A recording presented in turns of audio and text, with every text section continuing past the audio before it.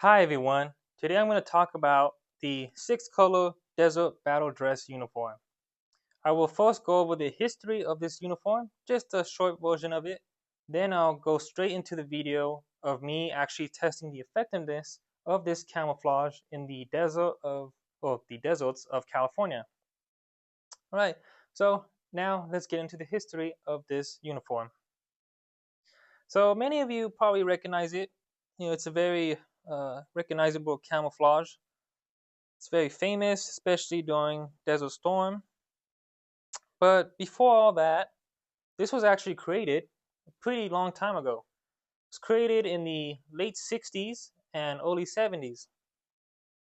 You see, the story behind this specific camouflage, the six-color desert battle dress uniform, is actually quite interesting.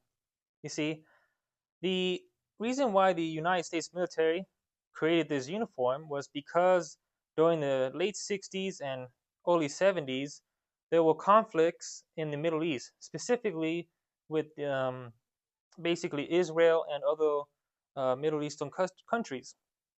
So you basically had the Israeli conflicts. So, 1967, you had the Six-Day War, and in 1973, you had the Yom Kippur War. Obviously, at the time, the U.S. was allies with Israel, and they thought that we were going to have to intervene. As you know, those wars were pretty short, and Israel actually won. But surprisingly, the U.S. still created this camouflage, and it was kind of like a last-minute thing because, if you know, most of the uniforms the U.S. had at the time were for jungle because the U.S. was in the Vietnam War at the time. So you had your usual OD green, uh, I guess, fatigues, and then you also had the EIDL green and brown dominant at the time. They did not have a desert uniform. That is where this pattern came in. So the U.S. said, we need a desert camouflage because we may have to intervene in the Israeli war. And they decided to go to the deserts of California, Nevada, and Arizona, but mostly did the testing in California. And if you notice, this pattern greatly represents a lot of the deserts in the U.S. actually. It is six-color desert, so there's six different colors. You have like a very light tan, a darker tan, brown, a dark brown. Then you have what these represents are like little pebbles. So you have little white pebbles with black shadows, and that's what they came out. So that's what they came up with. And yeah, and because the Israelis won those Israel conflicts, the U.S. didn't have to intervene, so they had a lot of stock of this camouflage ready to go. And even up into the 1980s, you can still see U.S. soldiers who were garrisoned in the Middle East, a few units. They wore this, but it hadn't been, I would say, like it wasn't known yet, at least largely by the public. Only specific units in the Middle East were wearing these. And yeah, it kind of stuck around the 80s, but once, obviously the late 80s, I would say, let's see, what's the time? I think it was 1989.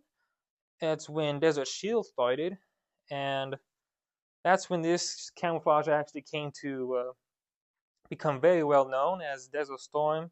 Desert Shield started, and everyone basically got uh, issued this specific camouflage.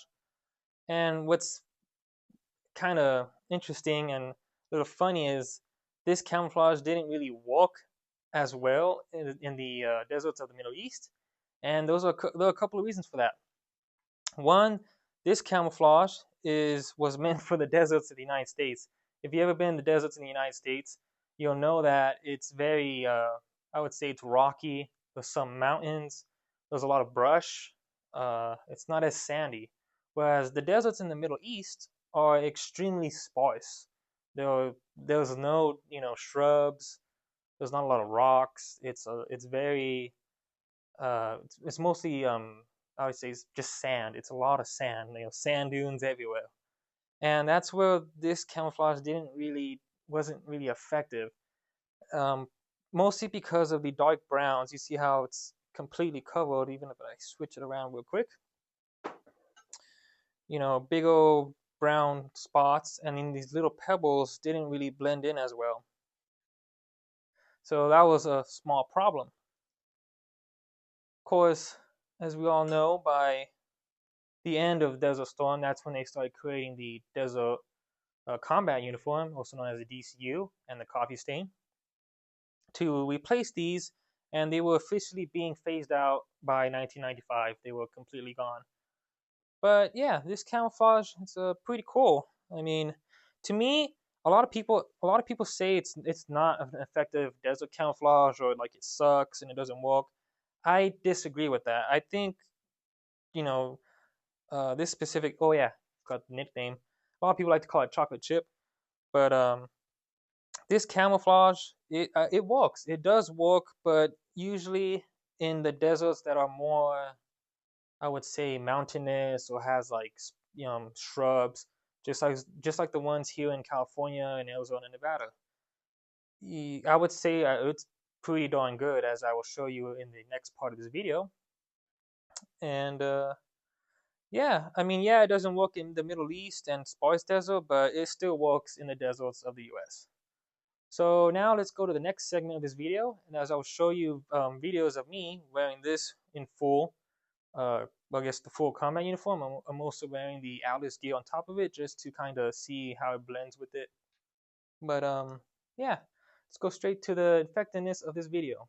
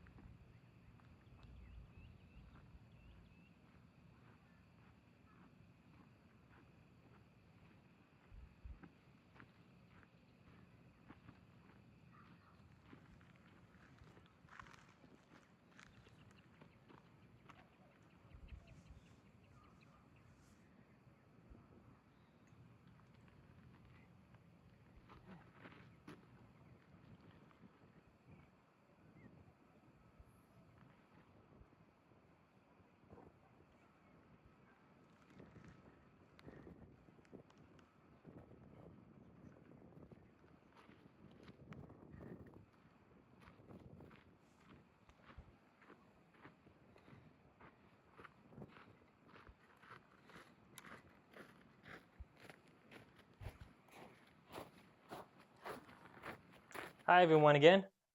Pretty cool video on the effectiveness of this camouflage, right? So as you can see in the video, I wasn't trying to hide myself, as that would kind of defeat the perfect purpose of the whole point of trying to see how this camouflage blends in. I was actually purposely making myself visible and like kind of blending in, not really, to show you guys how this specific camouflage, I guess, pattern actually does work, but only in the deserts of California and other deserts of the US. But you can see it works pretty darn good. I mean, despite what a lot of people say on the internet, they always bash the chocolate chip camo for whatever reason. But to me, it works. I mean, as you saw in the video, you can watch it again, pause it, and all that stuff. It's still effective. Obviously, maybe maybe not wear this in the deserts of the Middle East because it's extremely sparse and there are other camouflage you can use it. But even then, I think in this, if I was in a more sparse desert, unfortunately I couldn't find any, but I feel like it's better than nothing. I mean, it's better than wearing full on OD green, that's for sure. But if you're interested in getting yourself one of these to blend in with the deserts of, I guess, the U.S., I would say go ahead, man. I mean, to me, this is still a great camouflage for U.S. deserts. But yeah, I'm gonna do more videos on a lot of other desert camouflages, so stay tuned. My next video is gonna be really awesome. It's gonna be a special video too. I'm gonna be doing the desert night camouflage, or DNT. It's the grid pattern one. That's gonna be right next after this video.